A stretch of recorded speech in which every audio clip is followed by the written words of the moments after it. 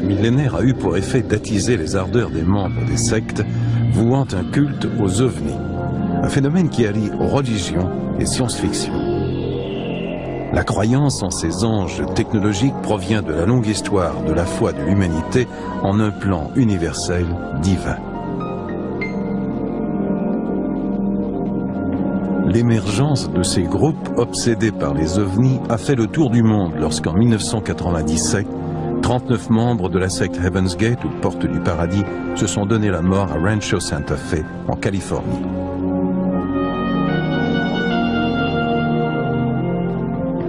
Les récits bien réels des survivants de la Porte du Paradis se lisent comme des romans de science-fiction. La fille d'une des fondatrices de la secte nous raconte la quête extraterrestre de sa mère. La mère d'une des victimes décrit les transformations insolites de son fils. À quelques kilomètres à peine de Rancho Santa Fe, les membres d'un autre groupe, l'Académie Unarius, se rendent sur un terrain d'atterrissage secret pour extraterrestres où, selon eux, se poseront 33 engins spatiaux en l'an 2001. Comment interpréter cette obsession qui pousse certaines personnes à tenter d'entrer en contact avec une race extraterrestre? Est-ce tout simplement un besoin de croire en l'inexplicable?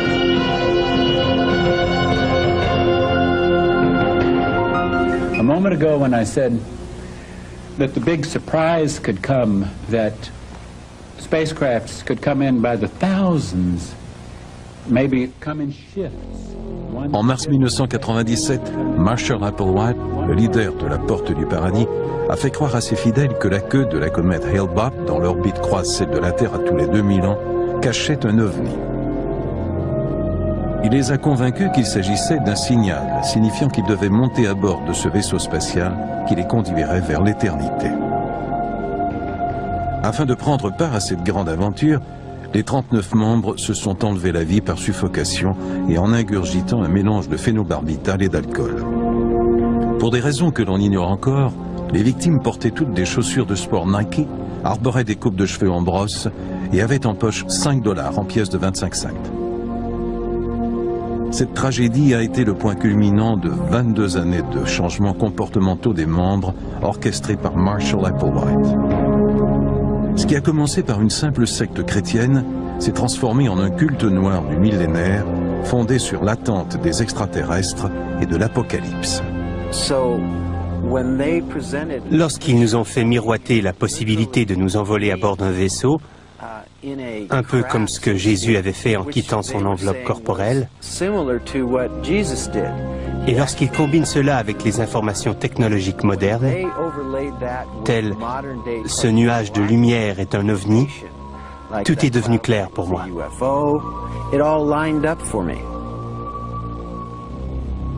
À leur début, Marshall Applewhite et sa cofondatrice Bonnie Nettles avaient convaincu leurs disciples qu'ils étaient des émissaires de Dieu, qu'ils étaient sur Terre pour sauver l'humanité de ce monde corrompu.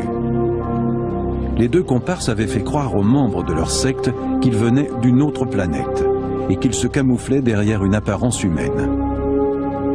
Ils promettaient le salut aux membres qui pouvaient refouler leurs besoins et leurs désirs, comme la sexualité, l'argent et les drogues. Mais comment cette association bizarre et désespérée entre la science-fiction et la folie du millénaire a-t-elle pris naissance? Avant que Marshall Applewhite et Bonnie Nettles deviennent des présumés agents extraterrestres, ils vivaient tous deux un désespoir silencieux. Leur collaboration malsaine commence à Houston, au Texas, au début des années 70. La fille de Bonnie, Terry Nettles, se souvient que lorsqu'elle avait 14 ans, elle allait dans la cour avec sa mère et scrutait le ciel à la recherche d'ovnis, dans l'espoir d'être prise à bord. J'aurais aimé que les extraterrestres nous emmènent loin d'ici. Nous ne sentions pas que nous appartenions à ce monde. Nous nous sentions comme des observatrices extérieures. Ma mère et moi y rêvions souvent et nous désirions vivre quelque chose de différent. Parallèlement, l'existence idyllique de Marshall Applewhite commence à s'effondrer. Son union de 16 ans se dissout et sa carrière de professeur de musique dans un collège prend fin lorsqu'il est accusé d'avoir eu une relation homosexuelle avec un étudiant. Bonnie Lou Nettles rencontre Applewhite à l'époque où son propre mariage de 23 ans s'écroule aussi. Ils se sont rencontrés en 1972 au théâtre où je travaillais. Il enseignait la musique et les arts dramatiques. Toute cette histoire a commencé lorsque ma mère dressait l'horoscope de quelques mères. Ma mère m'a dit que le profil astrologique d'Applewhite était particulier, que cet homme avait quelque chose de différent. Dès le début, la relation de Bonnie Nettles et Marshall Applewhite est basée sur un lien spirituel et platonique. Ils transforment leur doctrine Nouvel Âge et chrétienne en une petite entreprise et partent à la recherche de fidèles. Tandis que Nettles connaît la Bible par cœur, Applewhite, aussi connu sous le nom de Earth, est le porte-parole de l'entreprise. Au jour de l'an 1973, Applewhite et Nettles entreprennent ce qu'ils appellent leur périple spirituel. Bien que Bonnie Nettles ait laissé sa fille et son fils à son ex-mari, elle écrit régulièrement à Terry. Un an plus tard, leur évangile peu orthodoxe commence à prendre forme. 26 juillet 1973, ma très chère Terry, nous sommes enfin sortis de la noirceur et nous connaissons maintenant le but de notre mission. Nous avons été envoyés pour obéir aux Saintes Écritures comme l'avaient fait Jésus et plusieurs autres. Ceci a été révélé dans l'Apocalypse de Saint Jean. Je ne rigole pas, je savais qu'il s'agissait de quelque chose de très important depuis le début. En cours de route, ils éprouvent quelques difficultés financières et Applewhite est arrêté au Kansas pour avoir volé une automobile de location. Pendant ces 6 mois de détention, il en profite pour peaufiner sa doctrine. Peu après la libération d'Applewhite, les deux partenaires prennent contact avec un ufologue du nom de Hayden Hughes dans le but de faire diffuser plus largement leur message. Herf Applewhite m'a dit « Hayden, tu pourrais nous rendre un immense service en utilisant tous les moyens dont tu disposes pour déclarer qu'il existe 2 individus qui soutiennent que l'on peut vaincre la mort, tout comme Jésus l'a fait il y a 2000 ans. » Ils ont ensuite comparé la mort au phénomène de la chenille qui se transforme en papillon. Selon eux, l'homme peut aussi se métamorphoser et accéder ainsi à l'au-delà. Ils baptisent leur groupe Human Individual Metamorphosis. À l'automne 1975, Applewhite et Nettles se donnent des noms comme Bo et Peep, Guinée et Pig, ou Do et Ti, soit l'équivalent français des notes de musique Do et Si. Ils se plaisent aussi à s'appeler The Two, en référence aux 2 témoins de l'Apocalypse qui ont été tués pour ensuite monter au ciel. Lors de leur campagne de recrutement dans tous les États-Unis, ils se font extrêmement persuasifs et tentent de séduire les membres potentiels avec un discours à saveur de science-fiction. Je trouvais tout cela très intriguant. Leur message attirait littéralement les gens comme à l'époque des apôtres. C'était Pierre, Jacques, Jean et Matthieu qui soudainement quittaient leur emploi pour suivre leur professeur. Nous vivions une situation identique. Bonnie et Earth leur ont simplement dit de les suivre, et c'est ce qu'ils ont fait.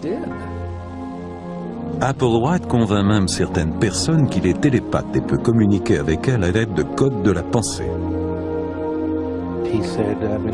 Un jour, il m'a dit « Monsieur Hughes, si jamais vous avez besoin de me joindre », puis il m'a donné un code secret sous forme d'une prière destinée à Bonnie et à lui. Environ 15 semaines plus tard, les médias se sont intéressés à quelques personnes qui avaient disparu en Oregon après avoir assisté à une conférence sur les ovnis. J'ai donc décidé d'utiliser le code. Le lendemain, j'ai reçu un coup de téléphone et lorsque la voix a dit « Vous avez demandé », je me suis dit qu'après tout, ces personnes étaient peut-être vraiment celles qu'elles prétendaient être. La secte Human Individual Metamorphosis attire un nombre considérable d'anciens adeptes de la contre-culture hippie. La majorité des membres avaient déjà été impliqués dans d'autres mouvements religieux et partageaient des intérêts ésotériques communs, comme Est, la méditation transcendantale, le tarot, l'astrologie. Ils étaient en quête religieuse et spirituelle. Afin d'assurer la santé financière de l'entreprise, les membres vendent leur sang dans des banques de sang et sollicitent les librairies chrétiennes. Certains membres riches font même don de leurs fonds en fidéicommis. Un des membres les plus jeunes qui a joint la secte, à la grande surprise de sa mère, Nancy Brown, s'appelle David Moore. Lorsque David est venu me faire ses adieux, Je l'ai observé de très près, afin de déceler dans son regard et ses propos des signes d'aliénation. Mais il semblait très calme, et il m'a dit que le message de Marshall et Bonnie le touchait comme rien n'avait pu le faire auparavant.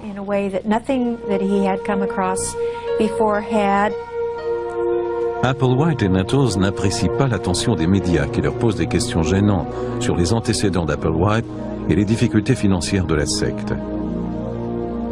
En 1976, le groupe se retire de la scène publique pour aller vivre sur des terrains de camping dans des États où, d'après eux, règne une énergie plus positive, comme le Colorado, la Californie et l'Arizona.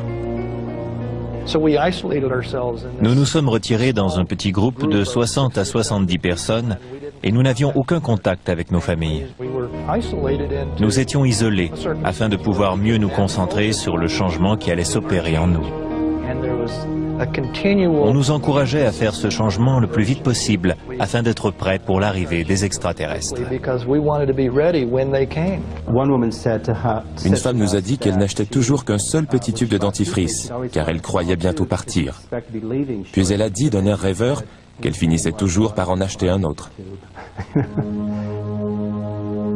Pendant qu'ils attendent avec impatience de quitter ce monde, les membres du groupe s'efforcent de ressembler aux anges, refoulant leur sexualité et niant toute individualité. Plus jeune, Marshall Applewhite avait mené une vie de promiscuité sexuelle et voyait la sexualité d'un mauvais œil. Il devait donc tenir compte de cette situation. Applewhite tente d'instaurer une discipline très stricte dans son groupe. De son côté, Nancy Brown commence à publier un bulletin pour mettre sur pied un réseau regroupant les familles inquiètes des membres. Un des membres du groupe a visité sa mère, qui faisait partie du réseau. Il a vu le bulletin et l'a gardé, ou du moins en a informé T, Do et le groupe. Il semble qu'ils aient été vraiment secoués et très mécontents. Le groupe voyait Nancy Brown comme une intruse qui voulait semer la pagaille dans leur rang. Applewhite la considérait même comme une agente des forces du mal. Maintenant, avec le recul, je me rends compte à quel point tout cela était idiot. Mais à l'époque, c'était très sérieux, car Applewhite nous faisait croire que quelqu'un nous voulait du mal. D'après lui, Nancy Brown voulait nous déconcentrer, nous empêcher d'accomplir nos projets. Bref, nous anéantir. Craignant que le bulletin encourage les parents à venir chercher leur enfant, c'est à contre-cœur qu'Applewhite et Nettles permettent aux membres de prendre contact avec leur famille. Ces contacts font l'objet d'une surveillance très étroite. Nancy Brown a des nouvelles de son fils par le biais de quelques messages sur son répondeur. This is your son David. If you want to know how you can help these parents who want to hear from someone on the trip, if you would print in your newsletter the names of those parents who will promise not to kidnap their family members or keep them from doing what they want to do, I'll promise you that most of these parents will hear from their loved ones pretty quickly, and I don't want you to worry about me because there's really nothing to worry about. Les membres de la secte donnent signe de vie à leurs proches et les assurent qu'ils se portent bien. Mais en vérité, ils commencent à contester la doctrine d'Applewhite. We have nothing to hide. Even though to you we are a dangerous cult. We understand that. Au début des années 80, les fondations de la secte commencent à se fragiliser. Les membres de la secte donnent signe de vie à leurs proches et les assurent qu'ils se portent bien. Mais en vérité, ils commencent à contester la doctrine d'Applewhite. We have nothing to hide. Even though to you we are a dangerous cult. We understand that. Au début des années 80, les fondations de la secte commencent à se fragiliser. Plusieurs membres de longue date sont confus et abandonnent la secte, connue maintenant sous le nom de Porte du Paradis. Terry Nettles sent même le doute dans les lettres de sa mère. En 1982, dans une des lettres que j'ai reçues, ma mère disait qu'elle voulait tout abandonner, ou qu'elle ne croyait plus vraiment en Applewhite. C'est la phrase suivante qui m'a mis la puce à l'oreille. « Assure-toi de te conformer à la société et de respecter ses règles. » Je ne comprenais pas pourquoi elle disait cela, parce qu'elle n'aurait jamais tenu ce genre de propos il y a quelques années. En 1984, Bonnie Lou Nettles apprend qu'elle est atteinte d'un cancer du cerveau. Elle est hospitalisée sous un faux nom et meurt seule au Texas, son état natal. Applewhite n'en informe les enfants de Bonnie que plusieurs mois plus tard.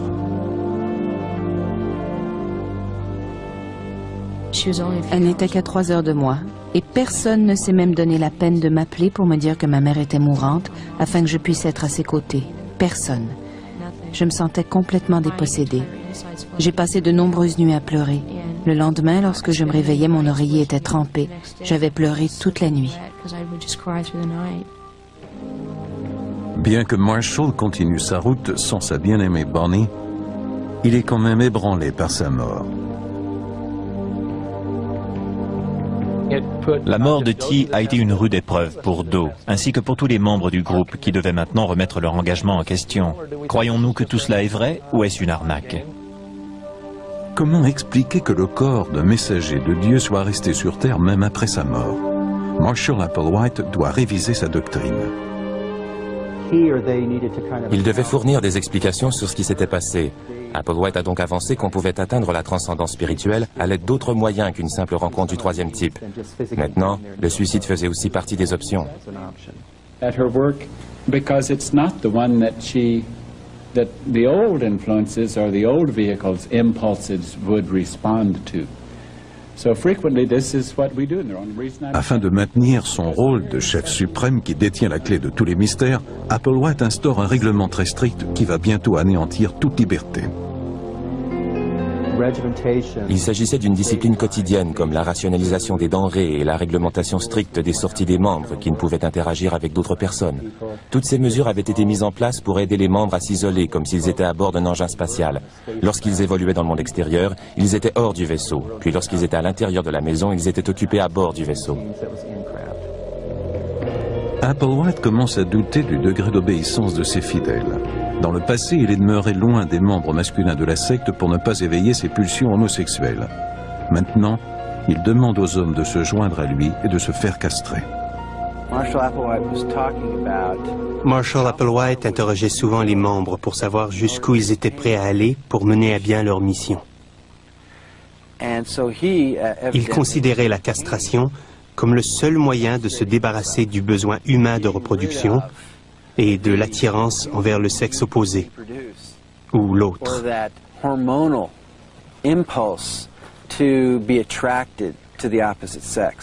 C'est là que je me suis dit, oh non, c'est pas possible.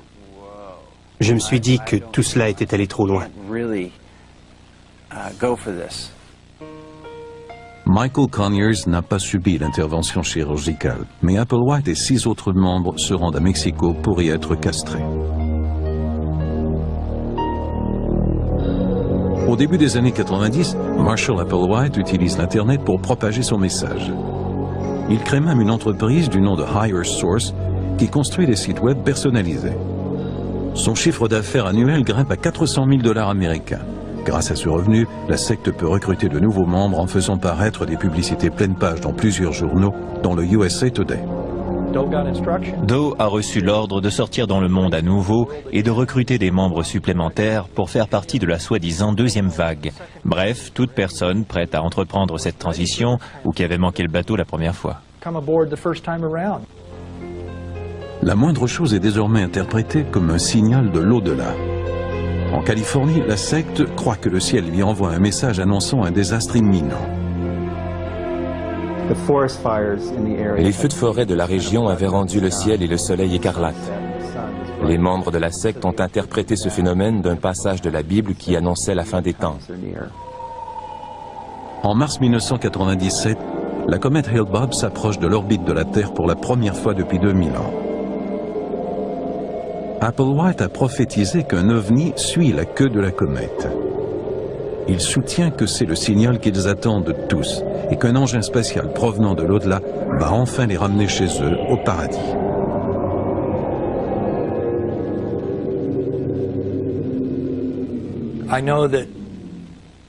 Je sais que Doe et le groupe attribuaient à cette comète une signification toute particulière.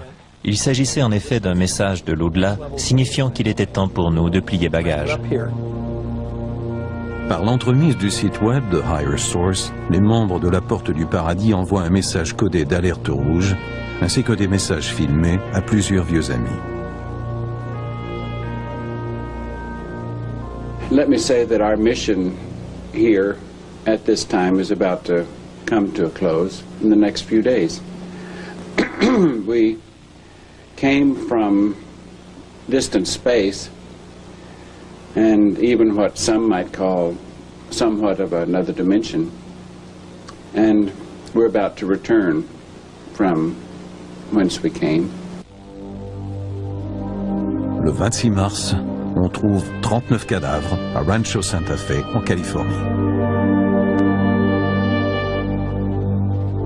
You can follow us, but you cannot stay here and follow us.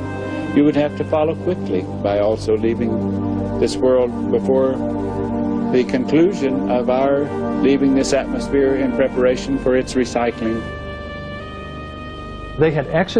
Ils avaient quitté leur véhicule de la même façon qu'ils y étaient entrés. J'étais si heureux de savoir qu'ils avaient enfin quitté cette planète, qu'ils avaient enfin abandonné leur véhicule. À ce moment-ci, j'aurais souhaité être à leur côté. Une amie m'a téléphoné pour me raconter ce qui s'était passé. Je lui ai répondu que ce n'était rien de plus qu'une autre secte, mais elle a ajouté qu'un membre du groupe se prénommait Doe et qu'il avait prédit la présence d'un engin spatial dans la queue de la comète Hale-Bopp. Toute cette histoire faisait partie de ma vie et Earth était mort en emportant avec lui toutes les réponses à mes questions. Jusqu'ici, j'avais espoir que David ne soit pas impliqué dans cette affaire, parce que les médias n'avaient encore donné aucune information précise au sujet de l'accident. Mais lorsque mon téléphone a sonné, que j'ai entendu la première phrase, j'ai su que tout était perdu. 6 semaines plus tard, Chuck Humphrey, un ex-membre de la Porte du Paradis, tente de s'enlever la vie. Mais les policiers parviennent à l'en empêcher. J'aurais tant voulu être à leur côté. C'était bien plus que le simple regret d'avoir manqué une chance de gagner $1 million à la loterie en ayant perdu le billet gagnant ou simplement parce que l'on n'avait pas joué ce jour-là. Non, il s'agissait d'un sentiment de honte, comme lorsque l'on a mal fait ses devoirs. Tant et aussi longtemps que je vivrai, je partagerai ce que je sais sur la Porte du Paradis et sur l'au-delà. Qu'est-ce qui pousse l'homme à mettre sa vie entre les mains d'autres personnes? Michael Conyers a été membre de la secte pendant 13 ans. Il se rappelle sa première rencontre avec Applewhite. J'ai senti l'énergie d'Applewhite et j'ai ressenti de la crainte et de l'admiration. Lorsque quelqu'un prétend être un représentant céleste, il y a une sorte d'énergie qui est échangée entre les deux personnes, un peu comme une décharge électrique. Hank Hanegraaff de Christian Research Institute consulte les membres des sectes ainsi que leurs familles. Il considère le cas de Heaven's Gate comme le dernier exemple d'arnaque spirituelle. Ces gens suivent un gourou qui leur présente une parcelle de vérité truffée de mensonges. Je crois que le cas de Herff Applewhite en est le meilleur exemple. Il a fait croire à ses membres qu'ils avaient été fécondés par un esprit extraterrestre. C'est d'ailleurs pour cette raison que son message les rejoignait tant. Les fidèles répondent sans hésiter au message séduisant du chef et, dans le cas de la Porte du Paradis, le suivent même jusque dans la mort. Les membres ont été envoûtés par Heaven's Gate non seulement en raison de la sécurité que leur procurait l'appartenance à un groupe, mais aussi parce qu'on leur promettait qu'un vaisseau spatial les conduirait vers un monde meilleur. Pour les gens qui ont une forte tendance à l'aliénation, les sectes peuvent prendre une place très importante. D'un côté, il y a la vision d'un monde meilleur, et de l'autre, il y a les ovnis qui peuvent nous y emmener. Applewhite a guidé ses fidèles ça et là, au gré des conseils de ses démons. Mais elle a fini par manquer de temps. Dans le cas de la porte du paradis, on demandait aux fidèles d'attendre. Pendant ce temps, ils devaient se préparer, se nettoyer, se laver, se purifier avant l'arrivée du vaisseau. C'est un pari dangereux car les membres finissent par se décourager et ne veulent plus attendre. L'arrivée de la comète a donné à Marshall Applewhite l'occasion de s'enlever la vie. Pour les fidèles qui avaient été trompés et aliénés, c'était la fin du périple. Une autre secte ufologique a prédit l'atterrissage de 33 vaisseaux spatiaux extraterrestres en Californie, en 2001.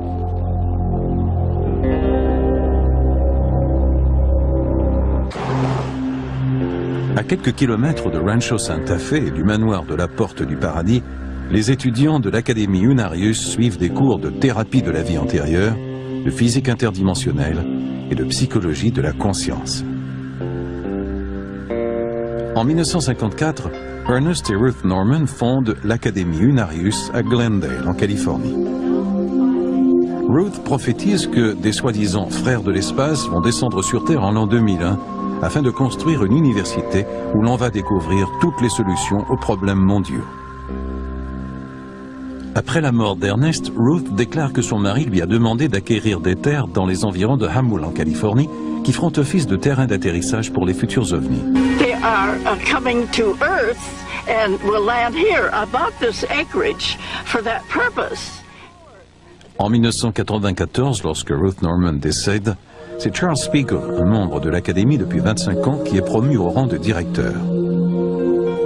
En 1949, Charles Spiegel a eu, dans un bureau de poste de Los Angeles, une vision qui allait changer le cours de sa vie.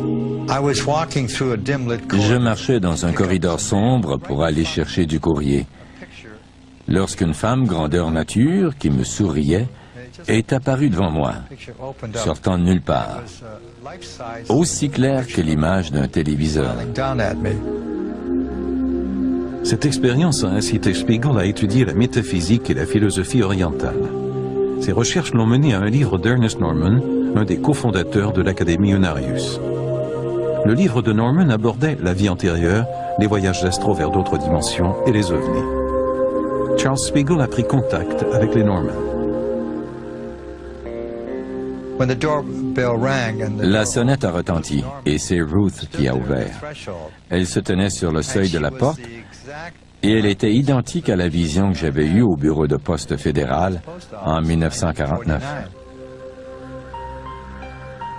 Les Norman ont utilisé leur prétendu don de clairvoyance et se sont basés sur des informations qu'ils avaient reçues des frères de l'espace pour en apprendre davantage sur les vies antérieures de Spiegel. Ils lui ont révélé qu'il avait été jadis Ponce Pilate. Ils ont ensuite reconstitué sa vie en tant que gouverneur de Rome qui a condamné Jésus de Nazareth à être crucifié. C'était mon premier contact avec le concept des multiples facettes de notre être et des vies antérieures. Nous sommes toujours la même personne, puisque ce que nous avons déjà accompli fait partie intégrante de notre personnage. D'après Spiegel, plus de 20 000 personnes ont acheté les livres des Norman, consulté leur site web ou visité leur centre en Californie. Marion Kimmus, une des étudiantes de Spiegel, prétend elle aussi avoir eu une vision avant de s'inscrire à l'Académie Unarius. Nous étions dehors en train d'observer les étoiles, de profiter de la nuit, quand soudain nous nous sommes retournés et avons vu un ovni qui planait près du sol. C'était un spectacle de lumière exceptionnel. Toutes les couleurs de l'arc-en-ciel y étaient et des rayons lumineux sortaient du vaisseau. On aurait dit une danse de lumière scintillante et vibrante. C'était extraordinaire. Le vaisseau flottait sur place en silence. Les ovnis nous rendent visite depuis longtemps et j'ai eu la chance d'en voir un. Marion Kimmus a interprété cette vision comme un signe venant des frères de l'espace, les mêmes qui, vraisemblablement, communiquent avec les Norman. Marion croit que l'esprit d'Ernest Norman a déjà visité Mars et qu'il en a rapporté des informations importantes. L'esprit d'Ernest Norman a visité Mars et a vu les civilisations souterraines qui abritent les Martiens. Une supernova s'est produite et les Martiens ont été avertis qu'elle brûlerait la surface de leur planète. Si vous avez déjà vu des images de Mars, vous avez sûrement remarqué qu'il y avait des genres de canaux et c'est là que vivent les Martiens.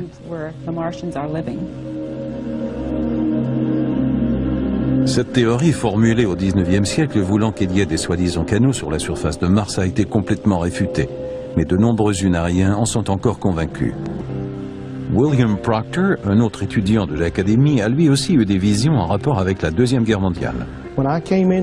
Lorsque j'ai commencé cette vie, j'avais des problèmes aux jambes. Ma mère m'avait fait voir un médecin 2 fois plus tôt qu'une, mais il ne pouvait jamais arriver à découvrir ce que j'avais. Cependant, les images dans ma conscience me laissaient croire que j'avais déjà été abattu. En effet, j'avais été colonel dans la Luftwaffe.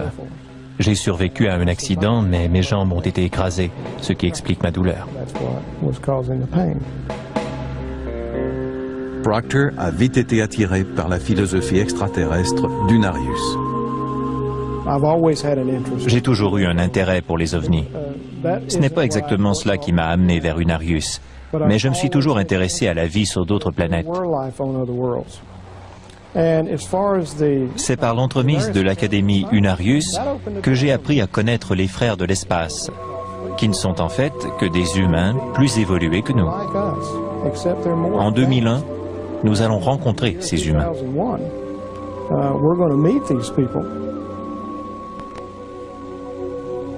Qu'arrivera-t-il si les frères de l'espace ne se manifestent pas? Assisterons-nous à un autre suicide collectif comme celui de la porte du paradis?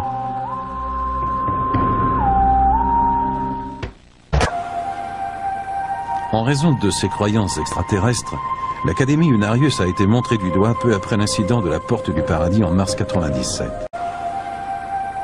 En raison de ses croyances extraterrestres, l'Académie Unarius a été montrée du doigt peu après l'incident de la porte du paradis en mars 97. Est-ce que Charles Spiegel est aussi capable de mener ses fidèles vers une mission suicide du jugement dernier?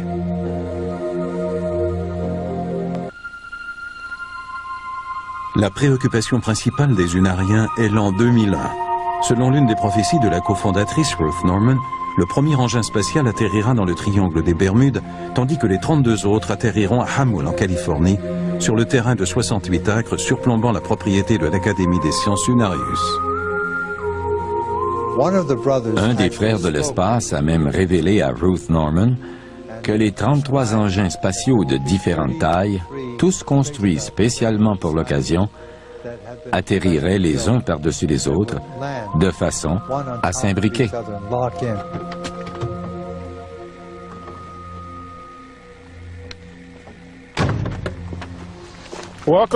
Bienvenue au futur terrain d'atterrissage. Il y aura 1000 professeurs par vaisseau qui viendront nous faire part de leur savoir technologique. Les extraterrestres ont dû faire face aux mêmes problèmes que nous, comme des problèmes économiques et des problèmes environnementaux, de la pollution à la couche d'ozone.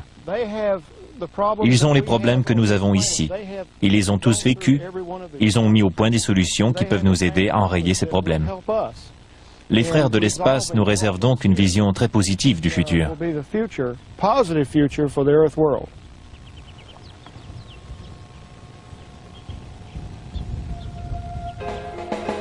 Hamul est aussi le théâtre d'un psychodrame annuel appelé le Conclave de la Lumière. Dans cette performance, les Unariens revivent les prétendues expériences de leur vie antérieure. De nombreux Unariens craignent que cet emplacement paisible et inconnu ne devienne un champ de bataille si les troupes des gouvernements hostiles venaient à attaquer les frères pacifiques venus d'un autre monde.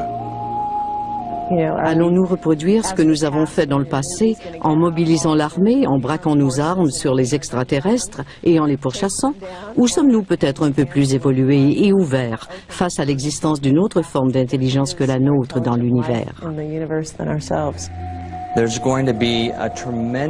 Nous allons assister à un changement phénoménal à l'échelle mondiale. Cela ne signifie pas que les gens vont se départir de leurs biens matériels et monter à bord des vaisseaux. mais plutôt qu'ils auront une vision désormais différente du monde. Nous aurons enfin trouvé une réponse à la question: l'homme est-il la seule forme d'intelligence dans l'univers? Il est donc essentiel que cette information soit diffusée le plus tôt possible, afin que l'homme puisse se préparer à temps pour l'arrivée des extraterrestres. Quoique les étudiants semblent absolument convaincus de l'arrivée imminente des frères de l'espace, Charles Spiegel a tout de même préparé un contre-argument. Si ces prédictions étaient fausses, il conclurait que le monde n'est tout simplement pas prêt à accueillir les extraterrestres. Si les vaisseaux ne se manifestent pas, je ne deviendrai pas anxieux et ambivalent. Il y a une explication logique à tout dans la vie. Le cosmos est très bien structuré. Le fait que nous soyons désorganisés et que nous ayons en quelque sorte fait fausse route ne signifie pas forcément que la route n'existe pas. Nous n'avons simplement pas prêté attention au feu de circulation. D'après les sondages, 20% des Américains croient aux ovnis. Est-ce la raison qui pousse ces personnes à adhérer à des sectes qui vouent un culte aux extraterrestres, à défaut de pratiquer l'une des religions dominantes? Les gens recherchent Dieu au mauvais endroit. Ils sont spirituellement affamés et croient que le christianisme a manqué à sa parole. Ils ont donc troqué le message d'éternité de Dieu pour un message d'extraterrestre qui définira les nouveaux paradigmes de la vérité. Prenez l'Académie Unarius, par exemple. Quelle nouvelle vérité prône-t-elle? Il y a de nombreuses civilisations qui ont maîtrisé la vie. Beaucoup trop de personnes ont déjà mordu à l'hameçon, et ce, sans même avoir de preuves, tout simplement parce qu'elles désiraient y croire à tout prix. Certains experts estiment néanmoins que l'Académie Unarius est différente des autres sectes qui vouent un culte aux extraterrestres. À première vue, lorsque l'on regarde les Unariens, on se demande pour quelles raisons les gens adhèrent à cette secte bidon. Il n'en demeure pas moins que la doctrine des Unariens se base sur une théologie substantielle inspirée de la théologie orientale traditionnelle et occulte qui touche vraiment les gens. Il s'agit de retrouver le lien qui nous unit au cosmos plutôt que de s'aliéner. Les humains ne sont pas que des êtres excentriques pris au cœur de l'immuabilité du cosmos. Nous allons vivre l'apocalypse et une convergence. Nous allons voir des engins spatiaux provenant de plusieurs galaxies. L'arrivée des extraterrestres entraînera une révélation ésotérique. Et grâce à tout cela, nous vivrons enfin dans une société utopique et parfaite. Cela prouve aussi, comme disait P.T. Barnum, qu'un idiot naît à chaque minute. Milton Nordoft est un pasteur méthodiste retraité qui croit aux ovnis et qui prétend que la Bible appuie cette théorie. À l'instar des Unariens, il anticipe des changements extraordinaires pour l'humanité.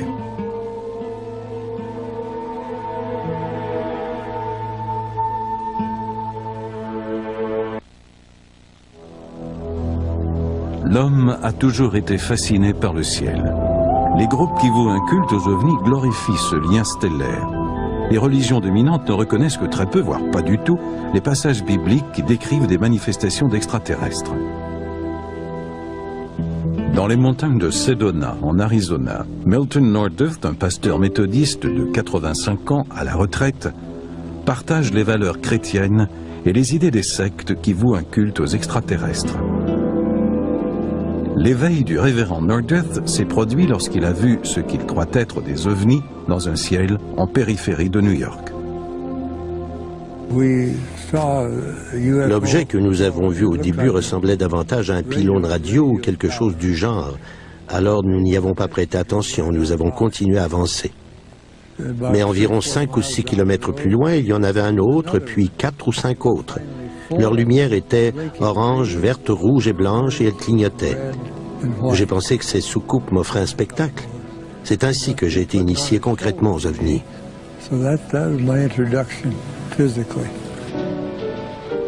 Bien que le révérend Nordoft croie aux ovnis, ses paroissiens et le clergé ne partagent pas ses opinions. Il l'a constaté lorsqu'il a abordé le sujet avec sa communauté religieuse. Je ne parle pas de mes expériences extraterrestres dans mes sermons. J'ai fait l'erreur de le mentionner une seule fois, car je croyais que le monde allait changer dans une semaine ou deux. Mais malheureusement, les choses changent lentement. Après avoir vu des ovnis, le révérend Norduth a entrepris une quête spirituelle pour tenter de découvrir des indices pouvant prouver l'existence des extraterrestres. Il est d'avis que la Bible recèle de nombreux passages qui font allusion à la vie extraterrestre. Norduth cite entre autres le passage de l'étoile de Bethléem qui a conduit les rois mages à Jésus de Nazareth. D'après la Bible, l'étoile de Bethléem leur a ouvert le chemin pour ensuite s'immobiliser au-dessus de l'endroit où Jésus se trouvait. Les comètes, les planètes et les astéroïdes n'agissent pas de cette façon.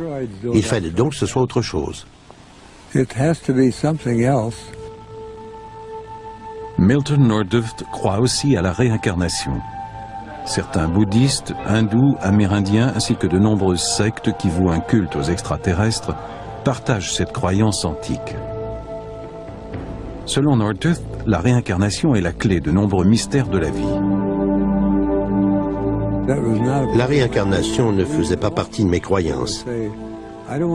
Les gens disent qu'ils ne veulent pas recommencer leur vie, qu'ils en ont eu assez. Il ne s'agit pourtant pas de recommencer la même vie, mais bien une nouvelle vie qui vous enseignera des choses différentes. D'après les prédictions de Norduth, c'est une variation dans la disposition des planètes qui amènera des changements dans le nouveau millénaire. Le fait de reconnaître l'existence des ovnis signifierait pour l'homme un changement de mode de vie. La première chose qui sera touchée par ce changement sera l'économie. Si nous pouvions avoir accès à de l'énergie gratuite jusqu'à la fin des temps, qu'adviendrait-il de nos réserves d'électricité? La deuxième chose à être touchée serait la religion. Si vous croyez que la religion n'a jamais séparé les hommes, vous vous trompez. Vous n'avez qu'à penser à toutes les sectes et les mouvements religieux qui existent dans le monde. Il y a forcément quelque chose qui ne tourne pas rond dans notre concept de la religion. Est-ce que les religions ont déjà reconnu l'existence possible des ovnis? Du point de vue du christianisme, je ne dirais pas que la Bible écarte la possibilité qu'il y ait des ovnis, mais je dirais plutôt qu'elle n'en donne aucune preuve tangible. La science non plus. Les gens y croient parce qu'ils le veulent bien. Le culte des ovnis traduit un besoin profond d'établir un lien avec l'au-delà. Ce n'est qu'une quête spirituelle, comme celle qui était exprimée dans les textes de l'Antiquité, comme ceux de la mythologie grecque, de la science-fiction moderne. Les écrits de Carl Jung, un psychologue célèbre, permettent de reconnaître aux ovnis un caractère religieux. D'après Jung, les extraterrestres seraient, en quelque sorte, les anges technologiques d'une société technologique. Autrement dit, les entités célestes que l'homme appelait anges et dieux voyagent maintenant à bord de vaisseaux spatiaux. Au fil du temps, l'homme s'est tourné vers l'espace et les étoiles dans l'espoir d'y trouver des réponses. Peut-on attribuer cela au fait que les cieux représentent l'harmonie et l'ordre que l'homme ne retrouve pas dans son monde instable ?